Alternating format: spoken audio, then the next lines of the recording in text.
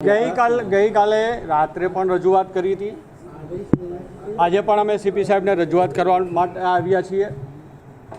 ક્યાંક ને ક્યાંક ભાજપના જે ફરિયાદ છે ઉપજાવી કાઢેલી ફરિયાદ હોય એવું પણ આ ફરિયાદની એફઆઈઆરની નકલમાં લાગી રહ્યું છે। ગઈકાલે પણ અમે વિનંતી કરી કે આપ પૂછપરછ કરી અને એમને મોકલો, જ્યારે જરૂર પડશે ત્યારે અમે એને લઈને પાછા તમારી પાસે આવશું।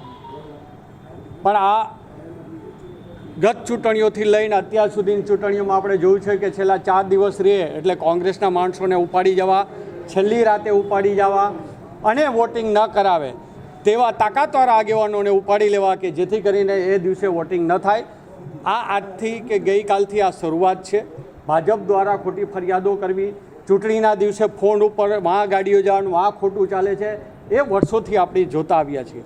આજે પણ અમારી કમિશનરશ્રીને વિનંતી છે કે તમે જો એની અટક કરી લીધી હોય તો તાત્કાલિક એને જામીન ઉપર છોડવામાં આવે, કારણ કે એમાં જે કલમો છે એ 3 વર્ષની જોગવાઈ મુજબની છે ને 7 વર્ષ સુધીની તમને સજાની કોઈ પણ જોગવાઈની કલમ હોય તો પોલીસ સ્ટેશનમાં જ જામીન આપી શકાય। તો શા માટે હજી સુધી અમને જામીન દેવામાં અમારા છોકરાઓને નથી આવતા? એના માટે અમારી રજૂઆત છે। જો જામીન દેવામાં નહીં આવે તો અમે કોર્ટમાં પણ લડીશું અને જરૂર પડે તો ઉપરની કોર્ટમાં પણ જાશું કે આ ખોટી રીતે અટક કરવામાં આવ્યા છે।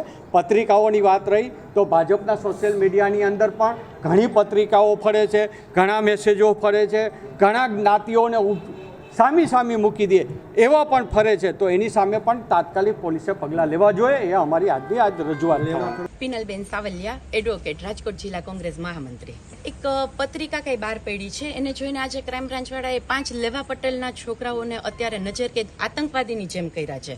હમણાં આપણે થોડા ટાઈમ પહેલા જોયું તો પરસોત્તમભાઈ રૂપાલાએ જે બહેનો દીકરીઓ ઉપર નિવેદન આપ્યું હતું તો એની ઉપર ક્ષત્રિય સમાજની કેટલી બહેનો રોડ ઉપર આવી ગઈ છે, તો શું એના વિરુદ્ધ કોઈ ફરિયાદ કરવામાં આવી હતી? માત્ર ને માત્ર અરજી લેવામાં આવી હતી। તો શા માટે લેવા પટેલ સમાજને એકને જ સરકાર હંમેશા ટાર્ગેટ કરે છે અને આતંકવાદીની જેમ એના જ છોકરાઓને દર વખતે આવી રીતના હેરાન કરે છે? આની પહેલા પણ જ્યારે પાટીદાર આંદોલન હતું ત્યારે અમારા 14 છોકરાઓ શહીદ થયા હતા, ત્યારે પણ સરકાર આવી રીતના અમારી ઉપર દમન ગુજાર્યું હતું। તો દર વખતે લેવા પટેલ સમાજ જ શા માટે આના માટે હિસ્સો બને છે? કોઈ પણ પ્રશ્ન આવે ત્યારે લેવા પટેલ સમાજના લોકોને કેદ કરવામાં આવે છે। હવે આવતીકાલથી સમાજ શેરી અને ગલીએ નીકળશે અને 7 તારીખેનો જવાબ આપશે કે સરકાર શા માટે આવું કરે છે। અને જો લેવા પટેલ સમાજ ઉપર દર વખતે આ વસ્તુ કરવામાં આવશે તો આ વખતે લેવા પટેલ સમાજ એને જવાબ આપશે અને 18 વરણ અમારા લોકોની સાથે છે। હા, પ્રોપર રાજકોટના જ છે, મવડી વિસ્તારમાં રહે છે અને એને કોઈ એવી પત્રિકા જાહેર નથી કરી કે જેનાથી ને કોઈ આતંકવાદ ફેલાય કે લોકોની વચ્ચે યુદ્ધ થાય। એને તો બંધારણના નિયમ પ્રમાણે પોતાની વાતની રજૂઆત કરી છે કે જે પત્રિકાની રજૂ કરવાથી કોઈ પણ વસ્તુથી એવું નથી થતું કે જેની વચ્ચે લોકોની વચ્ચે આક્રમણ થાય। હવે અત્યારે તો એવું લાગે છે કે ભાજપને બીક લાગી છે એટલે ભાજપ આ વસ્તુ લેવા પટેલ સમાજને દબાવવા માંગે છે। શહેર ભાજપના પ્રમુખે જ લગભગ આ ફરિયાદ કરેલી છે।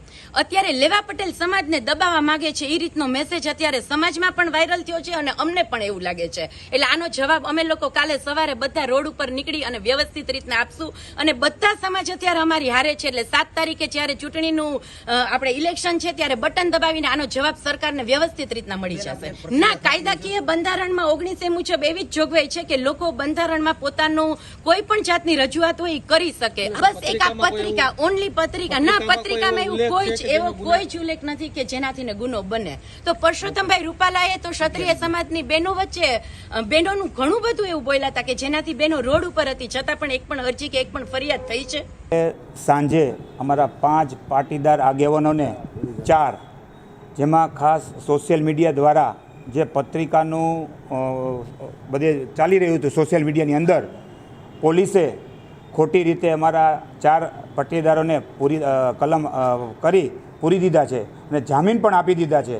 એ ગેરવ્યાજબી વાત છે। એટલે આજે કોંગ્રેસના આગેવાનો બધા લોકો સાહેબને મળવા આવ્યા છે। કોઈ પત્રિકા છાપવામાં આવી નથી, આ તો સોશિયલ મીડિયા થ્રુ આવી હતી। બીજા સોશિયલ મીડિયા થ્રુ સુરતથી ક્યાંકથી આવેલી છે એવી અમારી પાસે માહિતી છે, પછી સોશિયલ મીડિયામાં વાયરલ થઈ છે। એટલે વાયરલ કરો એ કોઈ ગુનો નથી, આખા સોશિયલ મીડિયામાં બધું વાયરલ થતું છે। આ તો ભાજપના પ્રમુખે સીપી સાહેબને રજૂઆત કરી એટલે આ કિનાખોરી, હાર ભાડી ગયેલા ભાજપના શાસકોની ભૂલ છે।